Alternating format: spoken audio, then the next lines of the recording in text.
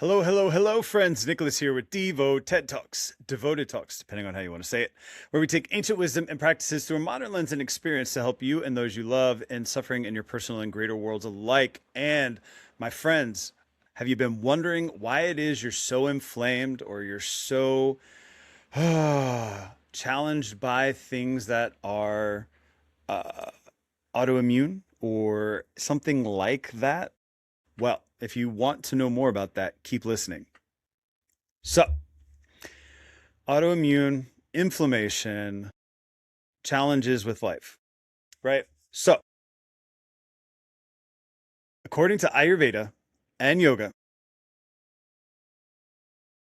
our thoughts become things. Our emotions become physical manifestations within our body. And if gone unchecked, left unchecked, and or examined, they can push and change energies and systems within our body to the point of disease.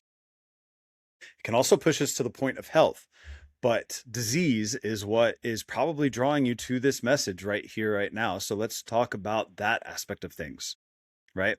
The good news is that if you can push yourself to disease, that means you can push yourself to health and wellness and greatness. But with regards to pushing yourself into inflammation, pushing yourself into autoimmune, or things like that, which seem to be all the buzzwords these days. How could it not be that, right? Even little things that people do around us aggravate us. What is inflammation? Inflammation is an aggravation of your system and your energies within.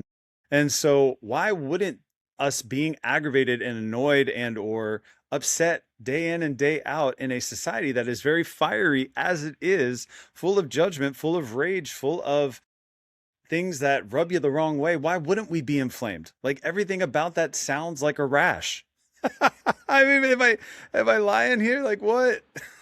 This is what we're dealing with here. And so why wouldn't we be inflamed? And if our inflammation is consistently up for long periods of time, why wouldn't we start fighting ourselves, right? We are already fighting ourselves emotionally day in and day out. We're fighting ourselves in the way we think and the way we choose to do things. So why wouldn't our bodies turn against itself? Like that doesn't seem logical to not see how that parallel is happening 24/7, 365, right? You've practiced it so long that that's just the way you are. And so you can't see it as anything but normal. But I'll tell you what, friends, if you are inflamed and if your body is fighting itself, it's not normal. That is not a state of a fully functional body. Now, it's not saying that everybody in every life situation is going to be well adapted or be able to adapt well. Some things require more work than others. Like, for instance, if you are a body type that is adapted for cool and dry and more winter, if you put you in hot and summery type situations, you do have a lot more considerations over time than somebody who's more adapted to an equatorial or a more tropical climate. That's just a part of what it is. Right. And if people were more resourced, they might be able to move to places that actually feel and or serve them better. But we relate everything to money or a job offer. And then we have to deal with the circumstances that are there rather than people being able to self-select globally into what makes sense for them. I mean, we were born in a country. Now, I was born in the United States, so I have a lot of options. I have territories plus 50 states to choose from. So I can kind of move to mostly whatever climate I want. I mean, obviously, Florida, I can't really go more tropical than that, but we have territories, right? I could move to Puerto Rico. I could move to Guam. I don't know how many options there are, but I was privileged enough to be born in a place that I did have options, and I do have options, and I continue and will continue to have options. Other people don't. Maybe you listening to this are not able to just up and move. Maybe it would take too much, or you don't even know where to start, and that's okay. So, getting that out of the way. We are all born where we are born. However, that may not mean that we are adapted to where we are, right? Genetically, maybe our parents moved, maybe genetically, parents were, you were born in a season that had a particular effect on the mom and the dad. And so you have those qualities. Without getting into too much detail, in Ayurveda, what mom and dad ate when they before they conceived you, as well as the life that they lived prior to you being conceived, as well as what happens to the mom while you are in utero, all impacts your dosha, and all of these things come together and culminate. There's also celestial influence. I don't make the rules, but astrology does seem to have a lot of accuracy in it because these things and patterns and avatars do exist. So why do you keep having this inflammation and keep having these things? Because you are pushing yourself in a pitta type way, and or are yourself pitta and need to regulate more fully with regards to that.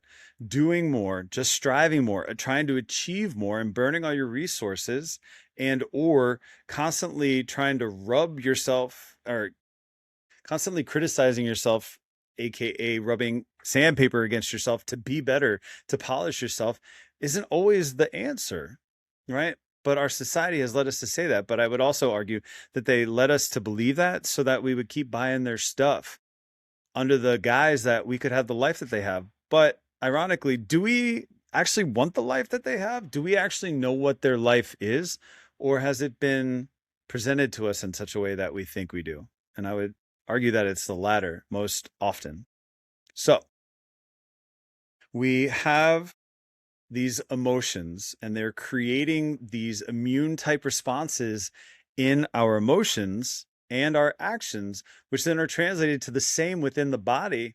And so we don't know why we're autoimmune. We're fighting ourselves constantly in the way that society has this. When you don't want to get up and do something and you get up and do it anyway, your body and your emotions have reactions to that.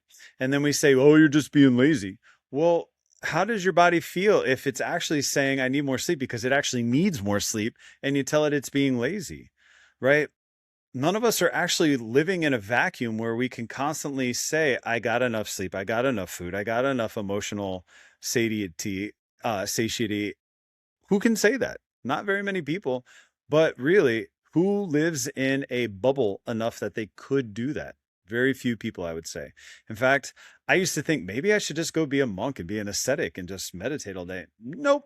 I like experience.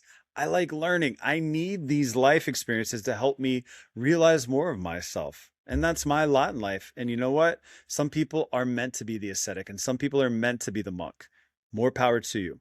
But what I need for you guys to realize is that you trying to do these things that other people are telling you to do to help recover from the lifestyle that you're not really a good match to in the first place isn't really going to help you, because you're just putting a band-aid on the fact that you're actually living a lifestyle that is not a match for you. That's like eating food that you're allergic to. Trying to live a lifestyle that you are not a match to is an allergic reaction, much like an immune response against yourself or inflammation within your body, which eventually can lead to an immune response against yourself. Why wouldn't that happen? Why wouldn't your emotions and body say, I'm tired of this? Let's just stop this. Like, think about people who hate their job and hate this and hate that, and then life turns in a way that they're disabled, and then life changes and they're able to not go to work and they're able to do that. But then that has its own restrictions on it. But they got what they wanted, which was not to have to do the things they don't want to do. And I'm not saying that people fake being disabled. I'm just saying that we are such powerful creators that we can manifest situations that get what we ultimately need, even if it's not what we want or think we're headed towards in the moment. I could pontificate on a lot of why I got in that accident. Obviously, it was completely the other one's fault, but I do think that I knew it was coming because I just felt it. But I know that the only reason I could feel it is if I was drawing it to myself. But what about me was drawing it to me? Probably that I was overdoing it. Probably that I was overworking. I was frustrated. It caused me to slow down that day and beyond in ways that I wouldn't have had I not. It sucks, but I can see meaning in it. I can see benefit in it. I can see growth in it. So, what is the takeaway here? You need to stop and slow down and start to evaluate, am I living the life I want to live? If you're just trying to get money to go out and party and do the things, is that really the life you want? Or is the partying just to help you feel better about the life that you're living that you don't care for right now? Are you looking for all this excitement and all of these activities because you don't actually want to be doing the things that you have to do?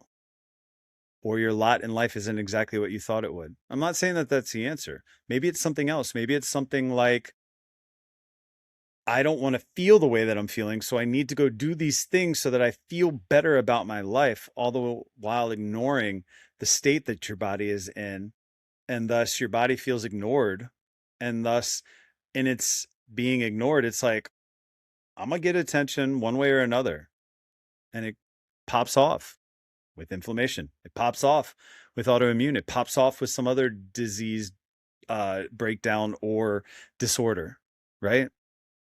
What do we do with that? Get quiet, get still, and get to know yourself. Now, it is true, these experiences do allow us to get to know ourselves, but we can practice yoga, we can practice meditation, we can practice Ayurveda from a practical standpoint so that we come to know ourselves and why these things might be happening. It might come to you, it might not right away, but I guarantee it's in the long game. If you keep coming back, things will be revealed, and setting the intention for things to be revealed is a surefire way for them to actually be revealed.